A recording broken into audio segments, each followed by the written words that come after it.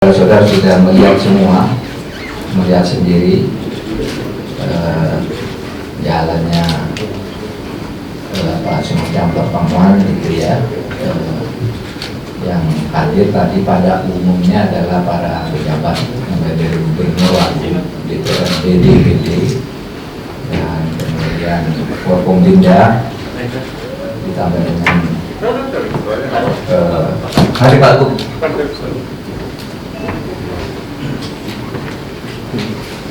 Ditambah dengan Bawaslu, KPU, Bupati, Wali Kota, dan lain-lain.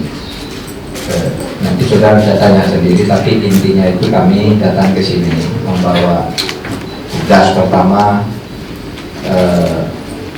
ingin memastikan bahwa COVID-19 itu diterima sebagai kenyataan yang tidak terhindarkan, diterima sebagai kenyataan yang tidak terhindarkan, ada bersama kita dan sedang membayang-bayangi kita.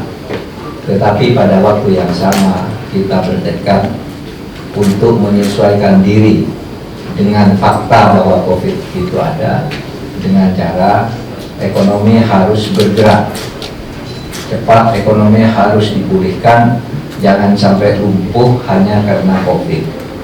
Itulah sebabnya kemarin Presiden mengeluarkan keputusan atau peraturan Presiden nomor 82 tahun 2020 itu tentang pembentukan Komite Penanganan COVID dan Pemulihan Ekonomi, menggantikan gugus tugas percepatan penanganan COVID yang ada sebelumnya.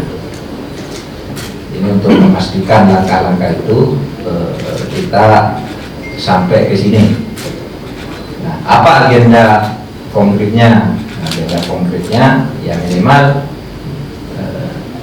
ada dua: bagaimana menghadapi COVID itu, bagaimana pengamanannya, bagaimana hidup bersahabat atau menerima COVID sebagai fakta tadi sudah disampaikan dengan sangat baik oleh Kasum Pak Joni Suprianto, Kasum TNI, dan Pak Wakapolri Pak Gatot Hedi. COVID itu ini cara mengamankan diri ini, mengamankan masyarakat begini dan seterusnya.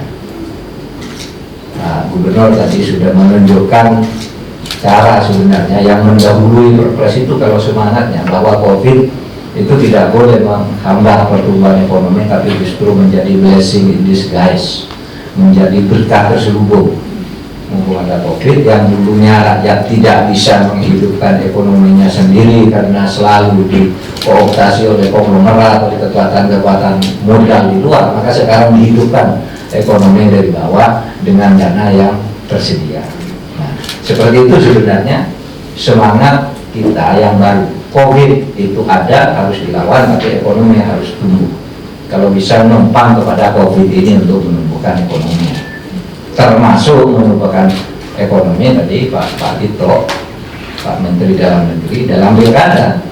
Pilkada itu jangan dianggap pemborosan semata-mata. Itu ada uang yang beredar untuk menggerakkan ekonomi rakyat, menghidupkan pedagang masker, dan macam-macam lah, macam-macam tadi banyak, berapa triliun uang akan berputar di situ kepentingan rakyat sehari-hari. Gitu. Nah, oleh sebab itu, saudara, saya tidak masuk ke materinya yang lebih jauh, tapi sejauh menyangkut pilkada tadi, kita akan menghidupkan, menumbuhkan demokrasi ini sebagai kehidupan politik yang bebas, bukan politik, kalau teman saya itu mengatakan politik kriminal, ada yang mengatakan politik transaksional dan sebagainya. Itu semua penyakit demokrasi kita, tetapi juga kita tidak boleh putus asa. Saja juga kemajuan-kemajuan luar biasa dari demokrasi kita ini, yang penyakit-penyakit itu supaya disembuhkan secara pelan-pelan, secara tersistem, secara membudaya. Kita coba mau membangun budaya politik yang lebih bagus, karena budaya politik yang bagus itu akan melahirkan budaya hukum yang bagus. Nah, itu pengantar dari saya. Kalau ada pertanyaan, atau silakan Pak. Kalau ada pertanyaan, silakan langsung aja. Ini ada Pak Gubernur, ada Pak Wakapolri, ada Pak Nono Sampono DPD, ada Pak Kasum TNI, kemudian saya Pak Tito. Anda mau bertanya apa silakan.